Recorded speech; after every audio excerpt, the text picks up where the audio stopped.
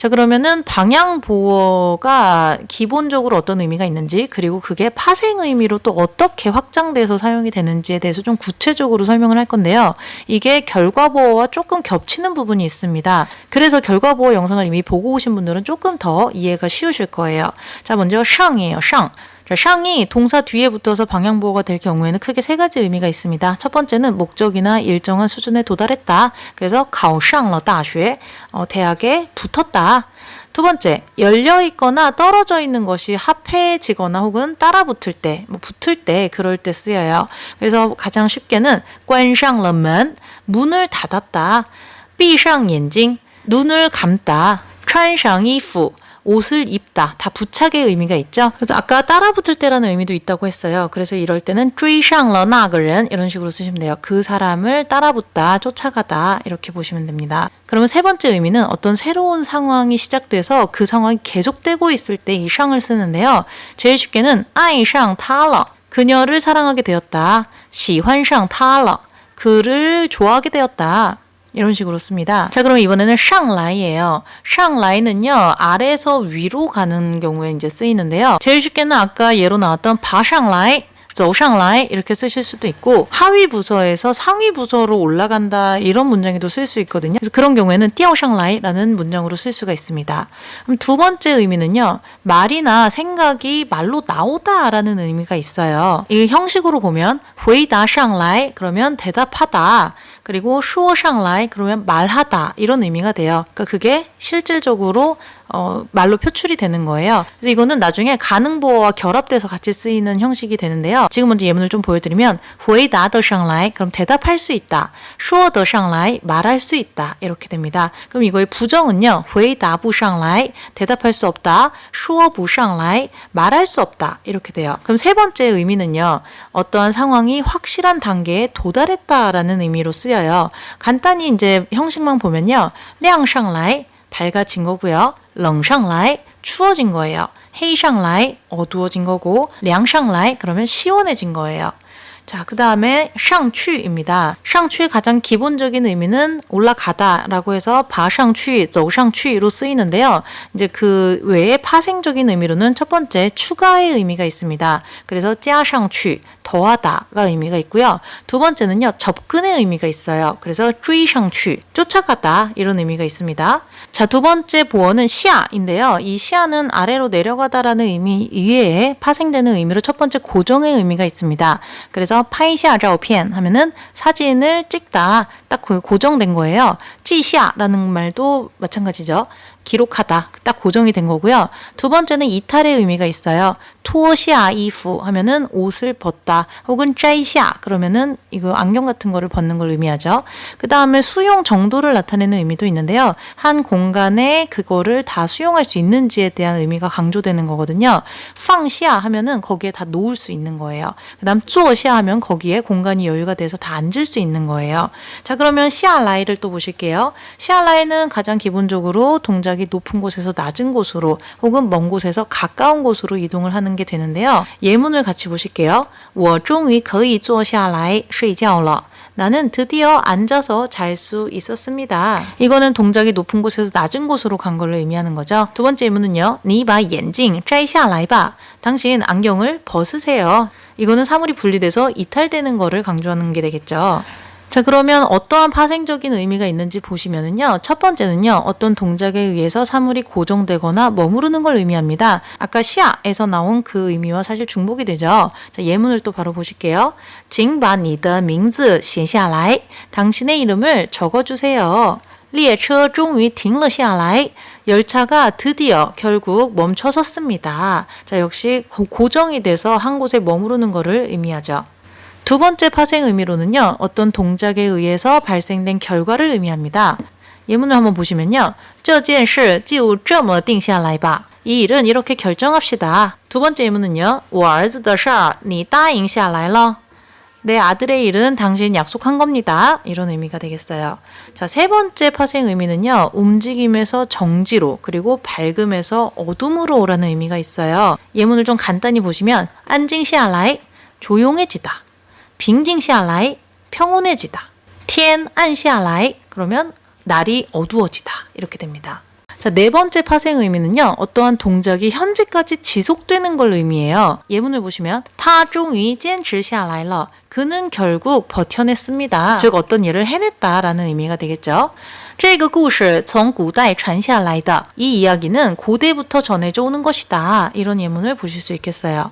자, 그러면 이번엔 下去를 보실게요. 下去는 원래는 높은 데서 낮은 데로의 의미가 있잖아요. 근데 이게 확장되는 파생의 의미로서는 동작이나 상태가 지속되는 걸 의미합니다. 그래서 지금 下来의 네 번째도 동작이 현재까지 지속이 되고 있고 下去도 지금 동작이나 혹은 상태가 지속된다고 했는데 下去는요. 현재부터 미래를 의미하는 거고요. 下来는 과거부터 현재까지를 강조하는 경우가 굉장히 많습니다. 그래서 예문을 한번 보시면 먼저 동사 뒤에 쓰인 경우에는요. 我们不能再这样等下去了.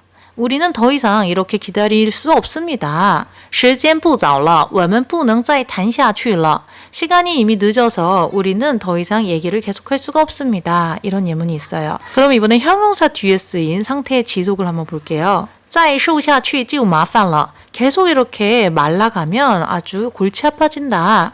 天气再热下去怎么办? 날씨가 계속 더우면 어떡하지? 자, 이해가 가셨죠? 下来는 과거부터 현재까지, 그리고 下去는 현재부터 미래까지다.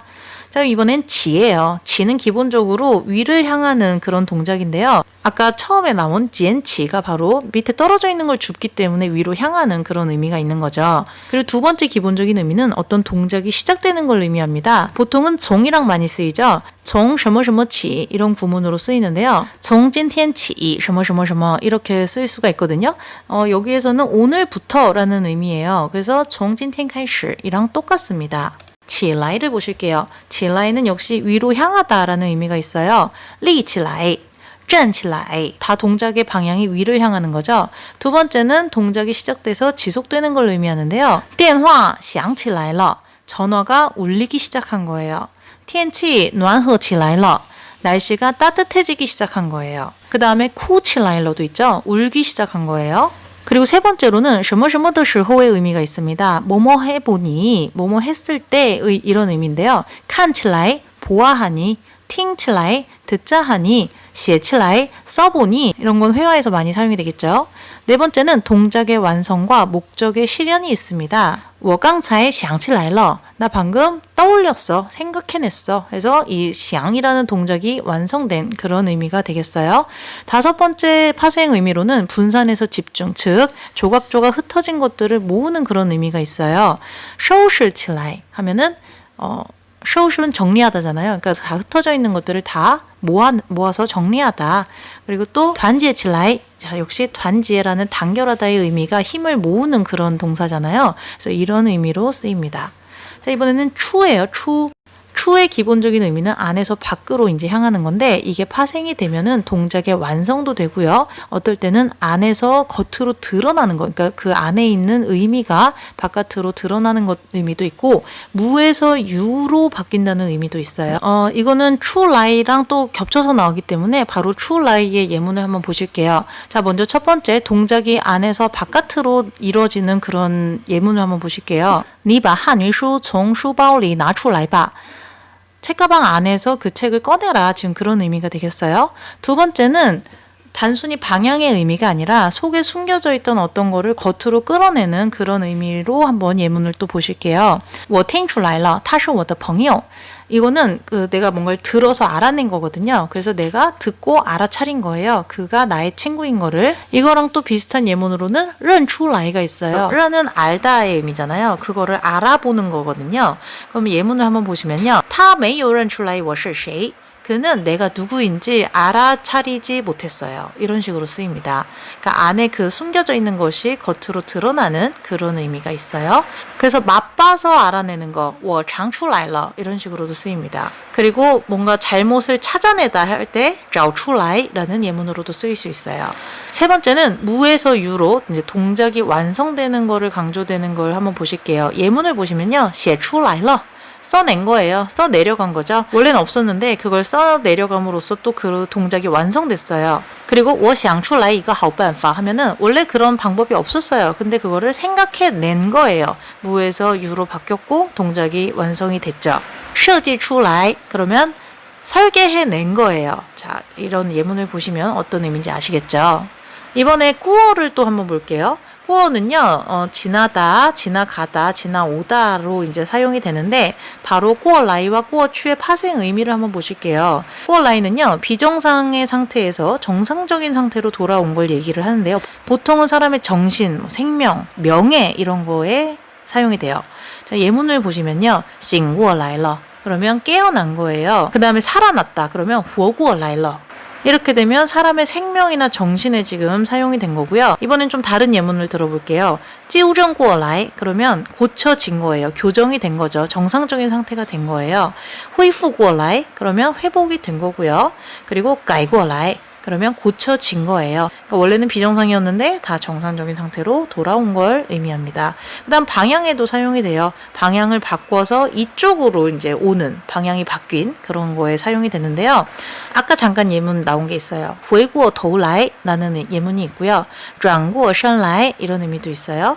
그리고 세 번째 의미는요. 시간이나 능력 혹은 수량이 만족스러운 것에 사용이 되는데 보통은 부정 형태로 많이 쓰여요. 근데 이 부정이 가능보호와 이제 결합이 된 상태예요. 우리가 아직은 가능보호에 대한 설명을 제가 안 드렸기 때문에 우선 그냥 간단히 예로 들어보면요. 보통은 동사 뒤에 부구어라이라는 형태로 붙어서 전체적으로 행동이나 상황에 두루 미치지 못함을 의미합니다. 그러면 예문을 바로 보시면요. 망부구어라이 그러면 너무 바빠서 이걸 다 처리할 수 없는 거예요. 두 번째는 照顾不过来라고 한다면 어떤 이유로 인해서 그걸 다 돌볼 수가 없는 그런 상황을 의미합니다. 그래서 이거는 방향보호와 가능보호가 결합된 형태예요. 그 다음엔 꾸어취를 볼게요. 꾸어라이가 정상적인 상태로 돌아왔다는 걸 의미했다면 꾸어취는 정상적인 상태를 상실한 걸 의미해요. 훈꾸어취 그러면 기절한 거예요. 그 다음에 死过去 사망했어요. 睡过去 그러면 잠이 들었어요. 두 번째는요. 그렇게 지나갈 수 없어. 대충 얼버무릴 수 없어. 약간 이런 느낌으로 많이 쓰여요. 역시 예문을 한번 보실게요. 瞒不过去 속일 수 없는 거고요. 绕不过去 그러면 피할 수 없는 거예요. 자, 그러면 이제 마지막으로 잠깐 언급할 거는 이 방향보호의 부정문은요. 보통은 没有를 붙이시면 돼요. 그래서 제일 처음에 제가 예문을 드렸던 回宿舍去 이거를 부정을 하면 没回宿舍去라고 하시면 되고요. 走过去 부정하면요. 没走过去 이런 식으로 쓰시면 됩니다. 대신 조건문에서는 뿌를 사용하셔야 되는 게 조건문 자체가 일어나지 않은, 즉 가정에 대한 얘기잖아요. 그래서 아까 나왔던 예문으로 다시 좀 예문을 들어보면 지금 기숙사로 돌아가지 않으면 선생님이 널 혼낼 거야. 现在你不回去老师就会批评你 이런 식으로 조건문에서는 메이가 아닌 뿌를 사용한다는 걸 간단히 알아두시면 좋을 것 같아요. 자, 오늘 방향보호에 대해서 공부를 했어요. 이 영상을 마무리하면서 잠깐 이야기를 해보면 이 방향보호는 가장 조심하셔야 될 것 중에 하나는 이제 목적어의 위치이고요. 두 번째는 각각의 방향보호의 파생적인 의미예요. 그래서 이거를 하나하나 외우려면 너무 좀 복잡해서 최대한 예문 위주로 외우시면 될 것 같고요. 그래서 이 방향보호의 파생적 의미들을 외우기 쉽게 하기 위해서 제가 간단한 예시를 쭉 나열해 드릴게요. 그래서 그걸 위주로 좀 외우시고 그리고 또 연습 문제를 제가 마지막에 올리도록 하겠습니다. 한국어를 올려드릴 테니까 이걸 중국어로 작문해 보시고 연습 문제의 모범 답안은 영상 하단에 더보기를 누르시면은 제가 적어 놓도록 하겠습니다. 자, 긴 영상 봐주셔서 감사하고요. 다음 영상은 가능보호에 대해서 준비하도록 하겠습니다. 감사합니다.